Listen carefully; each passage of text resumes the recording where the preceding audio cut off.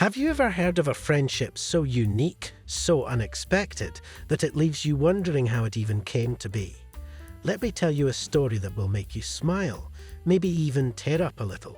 It's about two very different creatures, a German shepherd named Nova and a ferret named Paco. You wouldn't think these two could get along, let alone become best friends. But their story proves that friendship knows no limits. Diana Grib lives in a small town called Vilus. Ever since she was a little girl, Diana dreamed of having a home full of animals, not just the usual dogs or cats, but all kinds of pets. She wanted parrots, hamsters, ferrets, and maybe even a turtle or two. It wasn't just about having pets. She wanted to experience the joy and chaos of living with a mix of animals. But like anyone with a dream, Diana had her doubts.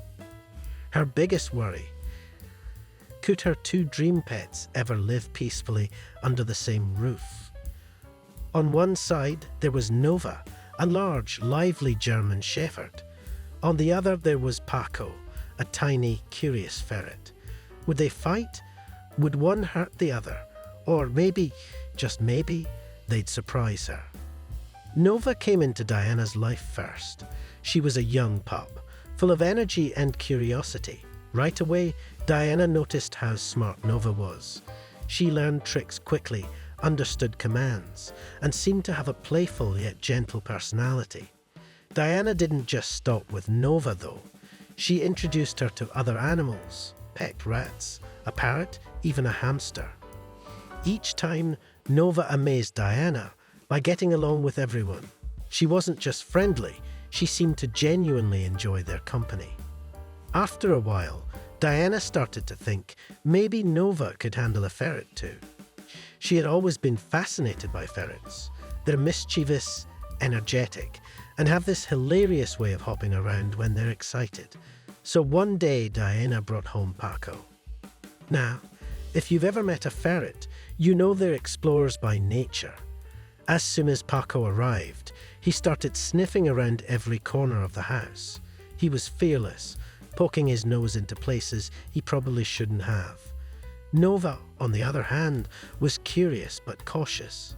She watched Paco from a distance, her tail wagging, but didn't get too close. The first 2 days were, well, let's just say they were interesting. Paco acted like Nova didn't exist. He was too busy checking out his new home. Diana wondered, did I make a mistake? Maybe they're just too different. But then something amazing happened. On the third day, Paco approached Nova. He sniffed her paw, then her nose, and before Diana knew it, they were playing together. From that moment on, Nova and Paco were inseparable. They did everything together. They played tug-of-war with socks, chased each other around the living room, and even napped side by side. You'd think their size difference would be an issue, but it never was. Paco may have been small, but he had the personality of a leader. He was the one who decided when it was time to play or rest. Nova, being the gentle giant she was, happily followed his lead. One time, during one of their play sessions, Paco got a little too rough and left a tiny scratch on Nova's nose. Diana was worried Nova might snap or get upset, but she didn't. Instead, she just wagged her tail and licked Paco's face, as if to say, "It's okay, buddy." That moment made Diana realize just how deep their bond was. Watching them together, Diana often joked, "I don't have a dog and a ferret. I have 2 dogs. One just happens to be really small and stretchy." It was true, though. Despite their obvious differences, Nova and Paco had so much in common.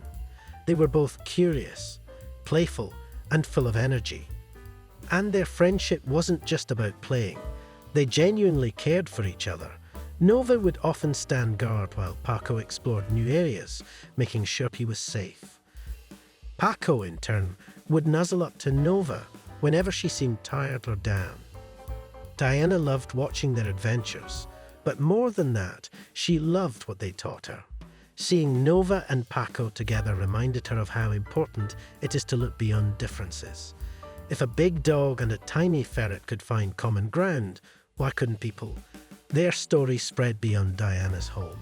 Whenever friends or neighbors visited, they'd be amazed at the unlikely pair. "I've never seen anything like this," one neighbor said. "It's like something out of a movie." Diana would smile and say, "It's real life, and it's beautiful." As the days turned into months, their bond only grew stronger. Nova and Paco became a symbol of love and acceptance in Diana's life.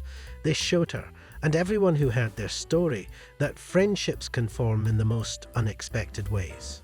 So, what do you think? Have you ever seen a friendship like this? Maybe you have a story of your own about two animals that got along against all odds. If you do, I'd love to hear it.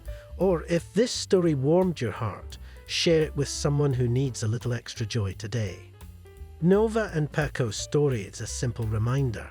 Love doesn't care about differences. It doesn't matter if you're big or small, loud or quiet, furry or not. What matters is the connection, the kindness, and the willingness to accept each other for who we are. Thanks for sticking around and letting me share this with you. If you enjoyed it, consider sharing this story with someone who might need a smile. And hey, maybe it'll inspire someone to give an unlikely friendship a chance. Let's spread the love, one story at a time.